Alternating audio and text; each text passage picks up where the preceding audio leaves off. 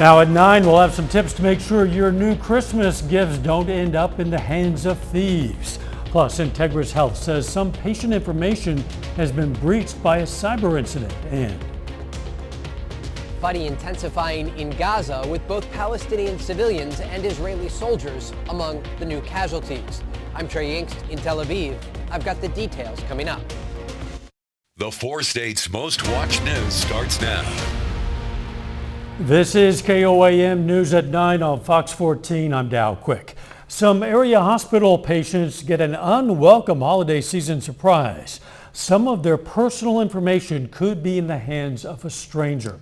Integris Health Facility, which operates a hospital in Miami, Oklahoma, is alerting patients of a cyber attack.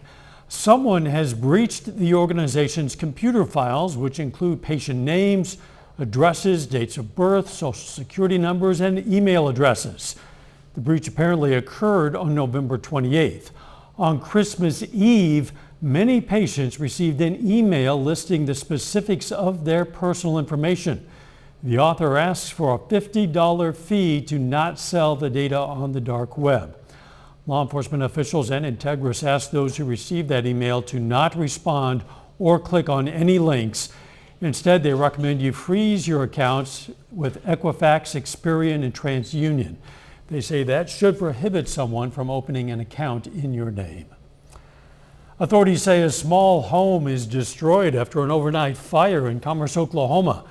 Happened just after midnight this morning on the 400 block of South Elm. Officials say it was a garage behind a residence that had been converted into a home. A woman was treated at the scene for minor injuries. The official cause of that fire is unknown, but authorities say space heaters were present. It's a chilly night out there. Chief Meteorologist Doug Heddy. Yeah, and it turned out to be a chilly day for us today, but right about where we should be for the end of December. 44 was our high. Average high is 45 degrees, and we did see some very light showers and some light snow showers. 41 in Joplin, 38 in Pittsburgh. Our winds are switching from the southwest out of the west northwest, so this is going to usher in a little bit cooler air. We've had some light showers, mainly on the Missouri side, a little bit of snow just north of Fort Scott and Nevada, but we'll see some batches which we'll try to roll through for us tonight. And as our temperatures calm or lower, we'll see some light snow showers kind of mixing in. This is not a very big deal, and there's not going to be many out there. As we go through the overnight hours tonight, you can see pretty calm for the next few hours, and then we'll get some light little snow showers that pop up late tonight into tomorrow morning. So we're going to be talking more about this coming up here in just a bit. See you soon. Empty boxes from Christmas can turn your home into a target for theft and porch piracy. KOAM's Anthony Saviello has steps that you can take to keep your home safe.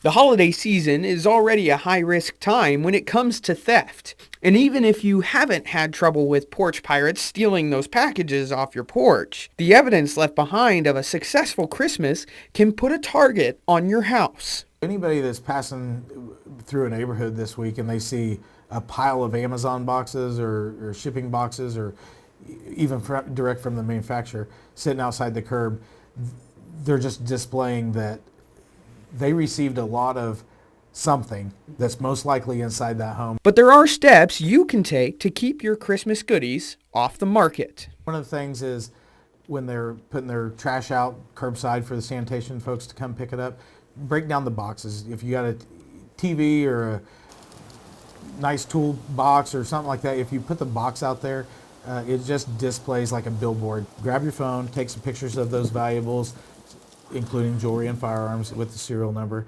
and that way, should something happen, you've got it to provide to law enforcement.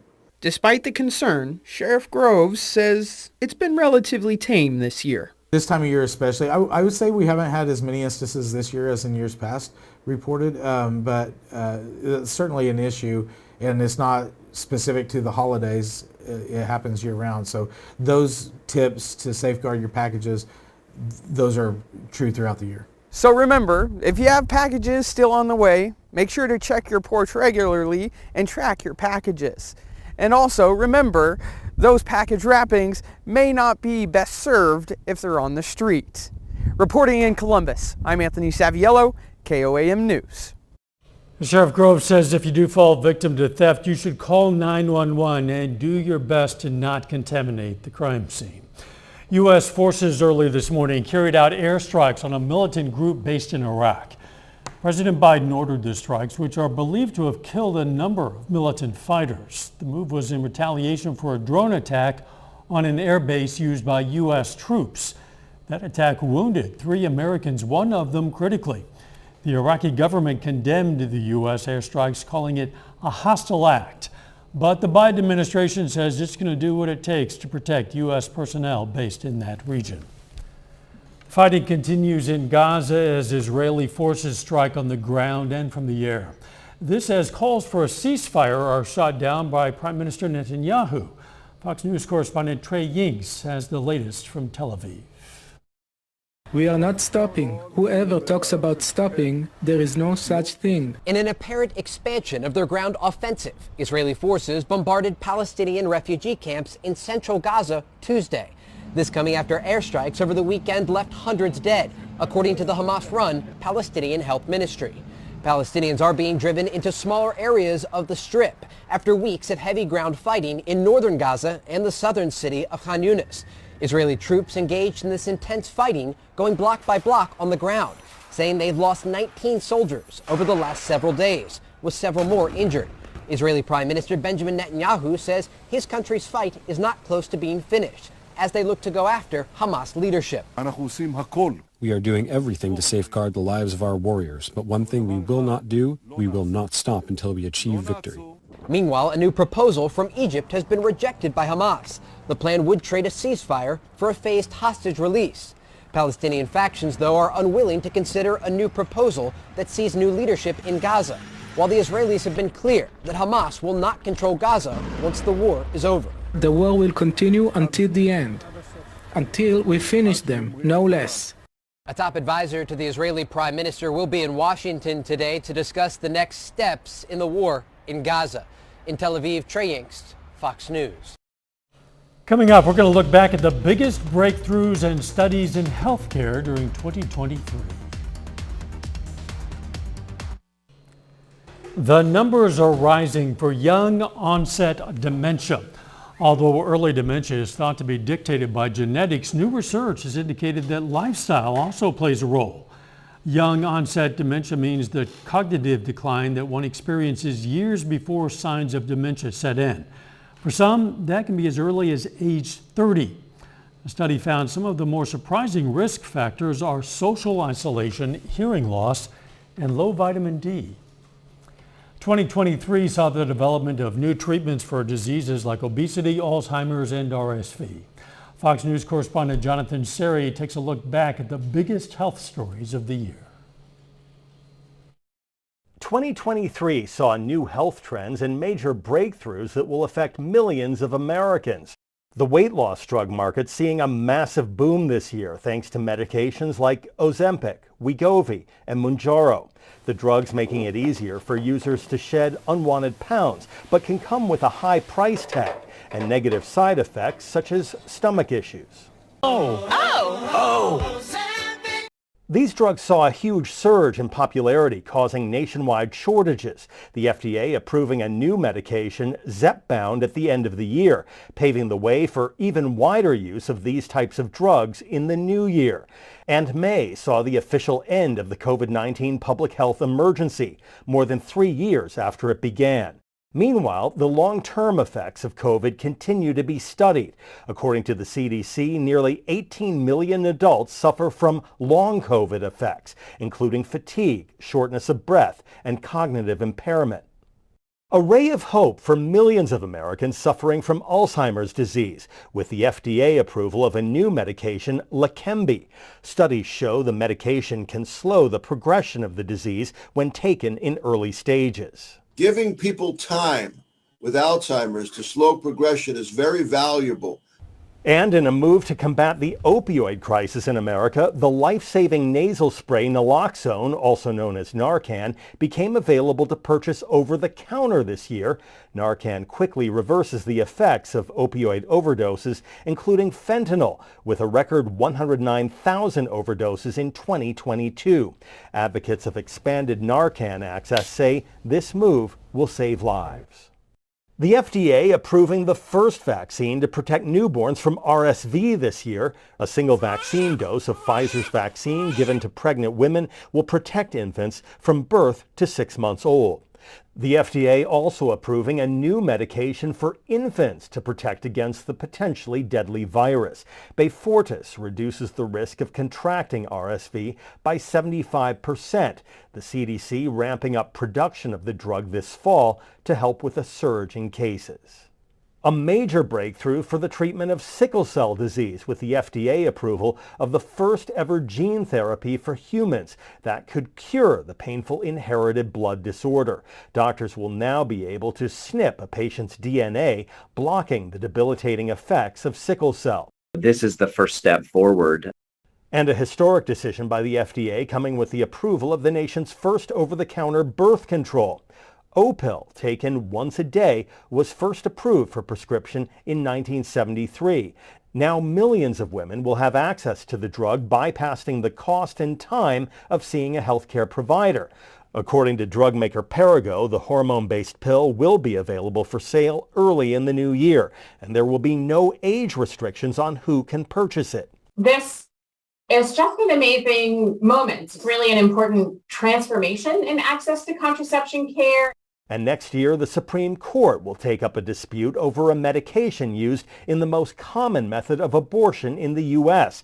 In the court's first abortion case since overturning Roe v. Wade, the justices will hear appeals from the Biden administration and the maker of the drug mifepristone, asking the court to reverse an appellate ruling that would cut off access to the drugs. Those restrictions would be imposed even in states where abortion remains legal. 2024 is sure to bring more major health headlines, and we'll be here to cover them all. In Atlanta, Jonathan Seri, Fox News.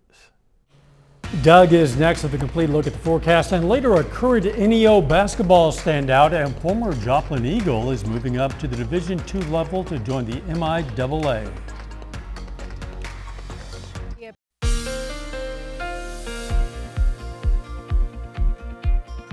Well, it's definitely chilly outside today. The clouds sticking around and on and off sprinkles, some light showers.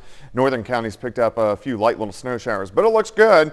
Most of us, at least most of the roads are dry. Here's a nice shot of our Cornell Arts and Entertainment Complex. Of course, this is downtown Joplin looking off toward the north and to the east. And as we go through the overnight hours for us tonight, we're going to continue to have a few random showers, which we're going to try to work through. All right, let's go outside. Here's our trend over the past 36 hours. It's been cold. We sat into the 30s all day yesterday. We did get into lower 40s for us today, but still very chilly outside. And you can see some light little showers which are pushing through, especially pushing southwestern Missouri, but flaring up a little bit. And these are light, flaring up a little bit northeastern parts of Oklahoma. Some snow showers just north of Nevada, but this is a big storm system. Look at this. So look at the big upper level low. So you see the spin really from Omaha all the way into the Great Lakes. You can keep going all the way down just to the east of Jacksonville. This is a monster upper level low right across the Central Plains, and it's slowly going to rotate east. So we're going to be dealing with it over the next few days. Clouds, random showers, and a little bit cooler temperatures. All right, our humidity has been slowly coming up. So earlier our showers really weren't reaching the ground. You can still see south of I-44 humidity levels fairly low, so just mainly sprinkles, but they climb as you go farther north. So that's why we haven't seen much in the way of showers or snow showers reaching the ground as of yet. Temperatures mid-30s to near 40 once you get into southwestern Missouri. Let's go outside. Currently outside, we are sitting at 41 degrees, west-southwest winds at about 10. That makes it feel a little bit colder. These winds are switching around to the west, northwest, which will cool us down a little bit more. So it gives us wind chill factors. It feels like 24 Yates Center, 29 in Fort Scott, 36 in Commerce. Cassville feels like 37 degrees. Let's go through the night. Pretty calm next couple hours, but late tonight, here's 6 a.m., some spotty little snow showers popping up and shifting through. These are like little bands. As we get into tomorrow afternoon, another band drops into southwestern Missouri, and we could have some segments of light snow all the way into tomorrow evening, mainly on the Missouri side. Then tomorrow night, another light band works through and is going to be out by the time we get into Thursday morning. So these are fairly light, and if they did produce any accumulations, it would be very light. Temperatures hold into the 30s. The better chance to get something white on the ground is going to be on the Missouri side, but very, very little. We're talking a dusting, maybe at best a half an inch as we go into the next 36 hours. 37 tomorrow, 40 on Thursday, 42 on Friday. Sunshine, not a bad day Saturday. A couple showers popping up on New Year's Eve and cooling back down. Feeling a bit more like winter than it was a couple weeks ago. Yeah, a little bit. Thanks, Doug. Coming up, what new data shows about this year's holiday spending? The holiday season drove up U.S. retail sales for the end of the year, but at a slower pace than for the same time last year. MasterCard Spending Pulse reported that retail sales jumped 3.1% from November 1st to December 24th. That's compared to the same time frame in 2022. The data came from in-store and online retail sales. You might have to pay to return those gifts you don't want. According to the logistics company Happy Returns, more than 80% of retailers are now charging a fee to make a return. Macy's, Abercrombie, J. Crew, and H&M have all added shipping fees for mail-in returns. Amazon has also started charging $1 to return items to UPS stores. You're done watching out for the best toy deals for your kids, but you're not done watching out for toy safety. Cleveland Clinic health providers say now is the time for parents to be observant about safe interaction for kids and their new toys. Read the labels carefully on toys and how they're supposed to be used. Also, they say you should check the toys so they don't contain objects that can cause internal damage or choking if swallowed. Up next, we're going to meet this dog that's trying to put his mark on the canine record books. Well, it seems it's not only basketball players that are set to set new records for slam dunks. This is a border collie. It's from Fairfax, Virginia, and had the same goal. 5.5-year-old Leonard is no slouch. He gave it his best shot, set a new world record for a dog, 22 slam dunks in a minute. They actually keep records of this sort of thing, apparently. And by the way, Leonard's owner says he's also an artist. 30 more minutes of news, weather, and sports coming your way. How a nonprofit in Joplin is helping people with car troubles who can't afford the repairs. Plus, we're going to learn about the history of an art project based on another town that became a town itself. You're watching the 4 States Most Watched News. This is KOAM News at 9 on Fox 14. I'm Dow Quick. Higher Power Garage in Joplin provided more than $50,000 worth of free labor for car repairs this year. Single parents, low-income families, and individuals are supported by that initiative. KOAM's Fernanda Silva spoke to a single mom whose life changed because of the programs offered. I didn't have a car to go to my job, so I lost my job and I couldn't, continue on with life until I got back on my feet. For many people, not having a car means feeling limited. For Jillian Hadcliffe, for example, it meant she was not able to take her kids to school, to the park, and even to go to the grocery store. The loss of transportation be a start of a spiral that can end in homelessness. And it's their car breaks down, they can't get to work, they lose their job. That causes them to lose their house or apartment, and it just goes from there. Things changed for Radcliffe when she was able to buy a 2003 PT Cruiser for $500. It felt so good. My kids were so excited. They're like, we can go to the park now. She's one of the beneficiaries of High Power Garage, a nonprofit where auto mechanic Mike Gideon is the president. We feel like it's our responsibility to make a difference in our community and to share the skills and the abilities that God give us. This year, the nonprofit sold 20 low-cost cars, vehicles donated by the community, fixed and sold for $500. The initiative says they also offered more than 300 repairs in 2023. Just walk alongside somebody for a minute and help them through a tough patch to help them get back on the right track to move forward, then that's exactly why we're here and what we want to do. Walking alongside to help them drive alongside. In Joplin, Fernanda Silva, KOAM News. Higher Power Garage also offers personal finance and basic automotive maintenance classes. You can find information on how to apply and how to support the programs on our website. That's KOAMnewsnow.com. Happy, snappy art and paint parties in Fort Scott did what they do best today. They threw a party.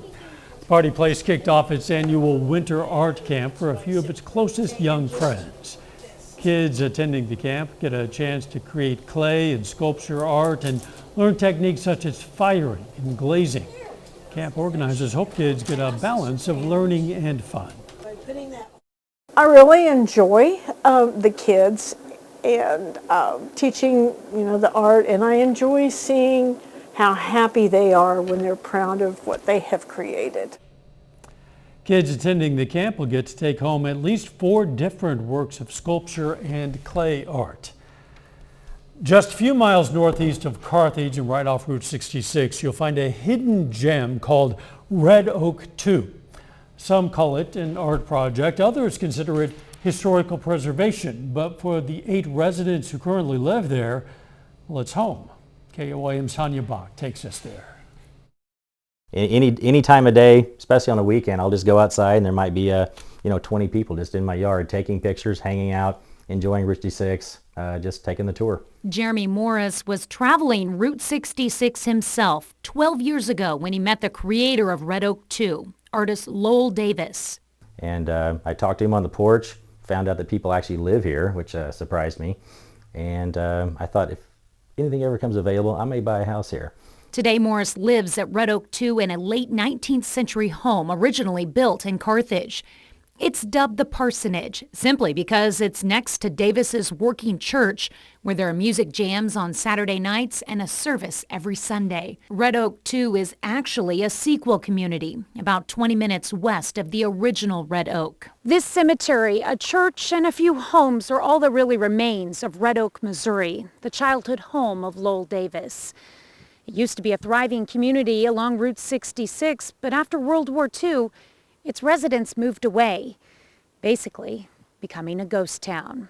A fate Mr. Davis was not willing to accept. So Lowell decided to, at some point, when he made money off his farm figurines, basically, let's start moving these buildings to my property. I have a whole cornfield that I don't use because I'm not a real farmer, and let's make a farm, let's make a town, and I'll recreate from memory what my town was like, but better. Memories like growing up in the back of his father's general store and attending school in a one-room schoolhouse and outhouses. Back here is one of our 12 outhouses.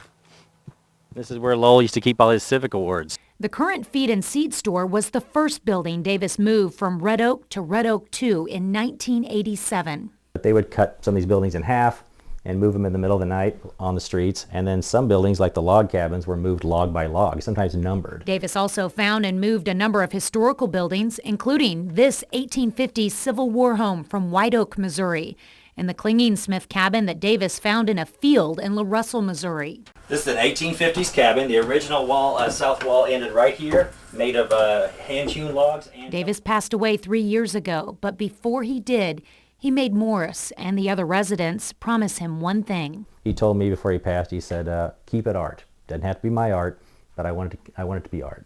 A request to take the baton and continue building Red Oak 2 in the spirit and legacy of Lowell Davis. Reporting along Route 66, Tanya Bach, KOAM News. The residents of Red Oak 2 are still adding to their community. Tomorrow, we're going to learn how the newest arrival was once used to help create Jasper County. We'll also learn about Red Oak 2's outlaw connection. A bit later, returning home from the holidays. As millions of people take to the roads and the skies this day after Christmas, AAA is warning travelers that weather could cause delays. I'm David Spunt in Washington. Those details coming up.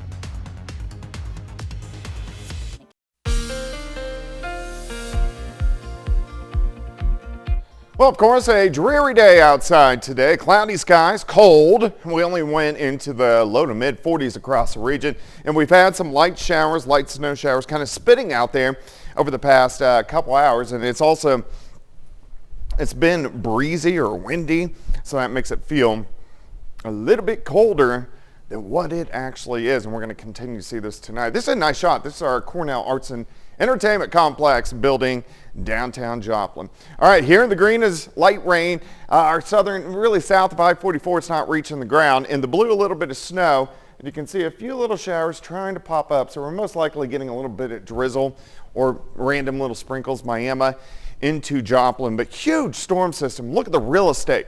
We can go from just west of Denver all the way down to Jacksonville. Look at this whole big area of low pressure just spinning right across Central Plains. It's going to take its time getting out of here, meaning it will continue to keep cooler air in place, clouds in place, and even some random showers and snow showers as we go through the next few days. Temperatures cooling down, sitting at 31 Iola, but still 45 in Miami. Outside 7th and Rangeline sitting at 41, but those west-southwesterly winds 10 to 15 makes it feel like 34 degrees. The winds are going to stay somewhat breezy. You can see them switching out of the west, so as they continue to crank around to the northwest, that will usher in that cooler air. So that gives us wind chill factors, the way it feels to your skin, 26 in the Neodesha, 32 in Pitt, 34 in Neosho. Clouds stick around tonight, fairly quiet, maybe a random sprinkle, a random little snow shower. Now by morning, in the white here, you can see a few light little snow showers popping up. But it's tomorrow afternoon we'll see the better chance, and especially on the Missouri side. You can see some darker blues kind of drifting south, again, mainly in Missouri, and temperatures are going to be above freezing, so this is no issue on the roadway. Another little band tries to work through tomorrow night, and that's when temperatures will be a little bit cooler, 29, 30 degrees, and then out of here by the time we head into Thursday morning. And then Thursday stays pretty chilly as well. High temps only right around 40. All right, day planner on your Wednesday, light scattered showers mixing in with a little bit of snow, 37 for a high. If we had any accumulations, let's say by Thursday morning, better chance is going to be on the Missouri side, and we're talking a trace, which is a dusting, upwards max of a half an inch. So this is not a big deal. Wind chill factors are going to be low. So by morning, it's going to feel like lower 20s across the region. Still wind chill factors, it's going to feel like in the 20s all day long for us tomorrow. So make sure you bundle up if you're heading out and doing whatever on your Wednesday. 37 tomorrow, 40 on Thursday, 42 Friday, a few more morning snow showers. Saturday, 47, partly sunny, and a couple random showers as we move into New Year's Eve, but temperatures pretty typical this week. Some of us might see a flake or two before the new year. Thanks, Doc. Hey, families and communities are coming together today for the start of Kwanzaa. The annual African American cultural celebration runs through January 1st. The holiday's name comes from a Swahili phrase meaning first fruits, and it honors 7 different levels of creativity. Young people visiting the Children's Museum of Manhattan got to practice creativity today with music and art. Drumming is one of the ways in which a family can choose to celebrate the holiday, as well as singing, dancing, and storytelling. We're from a mixed cultural family. My wife's Italian, I'm Jewish, and Ella's African American. And so we love doing things that kind of, expose her to different cultural heritages. And she didn't really know anything about Kwanzaa before this, so this was a nice introduction. It's not just creativity, but about 7 characteristics. Kwanzaa dates back to 1966. Coming up in sports, we're going to have more post-game reaction from the Kansas City Chiefs' dreadful loss to the Raiders. Plus, A former Joplin Eagle announces her commitment to an MIAA team. Brock Baldridge has those stories and more.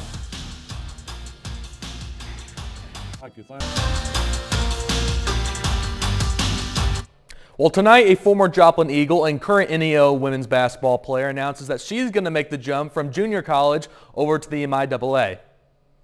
Ella Hafer is a member of the NEO women's basketball team. She announced on her social media pages that she will commit to play at Rogers State next season. So you might remember Hafer playing high school basketball with the Joplin Lady Eagles. Hafer started 19 of the 27 games for NEO last season. In her career with the Lady Norse, she averages 8.4 points per game. Well, the Kansas City Chiefs are coming off of a 20-14 loss to the Las Vegas Raiders on Christmas Day. It just seemed like nothing was going right for the Chiefs on Monday afternoon.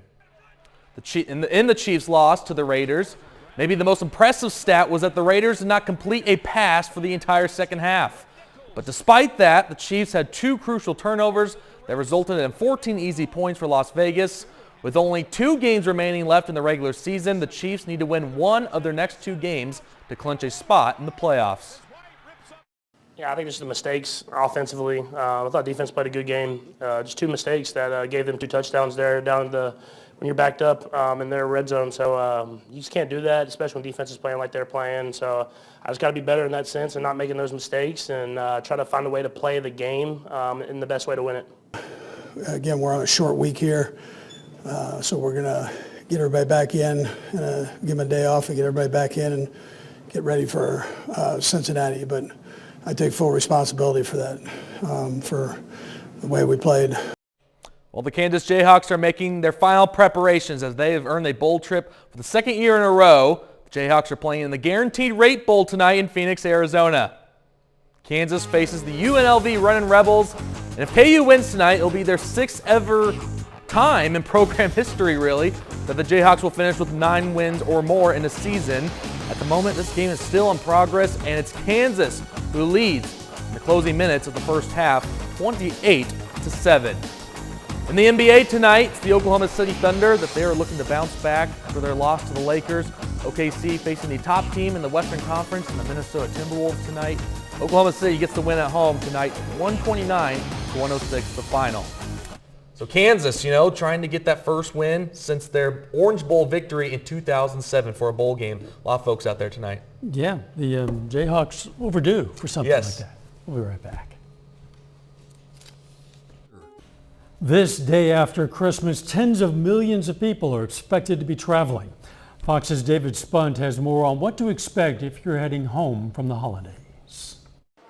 With the day after Christmas expected to be the busiest travel day of the holiday season, AAA is warning travelers to brace themselves for crowded airports and congested roads as many make their way home. Every time I did travel, I always hit traffic or hit, the crazy delays or, what I'm saying. Not helping the situation, the forecast. The National Weather Service warning of a significant winter storm sweeping across a large portion of the north central United States, including blizzards with up to 70 miles per hour wind gusts. This after some travelers experienced unexpected delays in the Chicago area on Christmas Eve.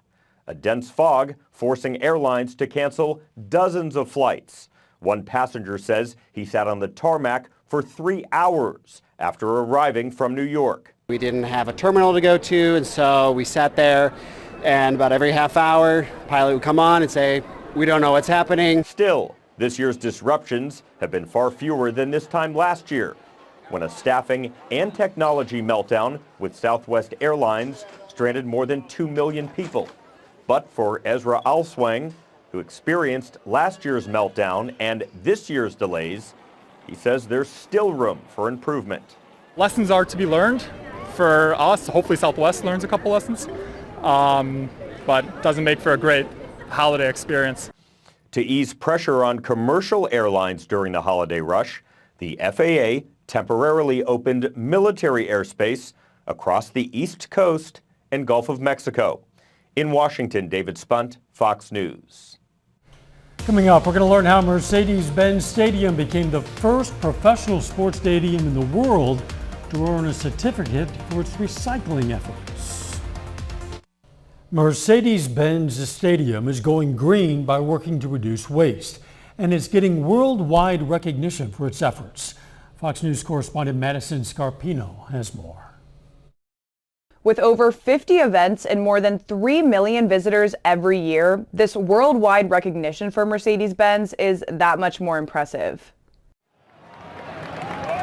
It's the first professional sports stadium in the world to receive this recognition. Total Resource Use and Efficiency Platinum certification. It means at least 90% of all waste created inside of Atlanta's Mercedes-Benz Stadium is diverted from landfills. The goal is to get that trash that leaves the bowl pre-sorted before it goes down to the resource recovery room. Employees work through the night in that room, sorting through waste, sometimes with a quick turnaround. But efforts go beyond sorting, whether it's aluminum recycling. All the proceeds from the aluminum cans is then donated to Habitat for Humanity, and we build habitat homes with that money. Their on-site garden. We grow some fruits and vegetables, and then have employee events where everything's served basically grew here. Or even their off-site compost facility. A hot dog turns into mulch, and we're able to use that at the stadium. What started as a food item out of a concession stand could end up as mulch in our Home Depot backyard. All of it is part of what they call their sustainability playbook. I believe a lot of others, once they see it and understand it, and they will say, yes, we can do that too. It's important. Officials at Mercedes-Benz say while it's great to be number one, the work isn't over yet. They say diverting 90% of waste is not the limit, and they hope to keep pushing boundaries and do better. In Atlanta, Madison Scarpino, Fox News. And that's our time for tonight. Thanks for joining us. We're going to leave you with video of the Way of Salvation display in Carthage. Let's make it a great tomorrow.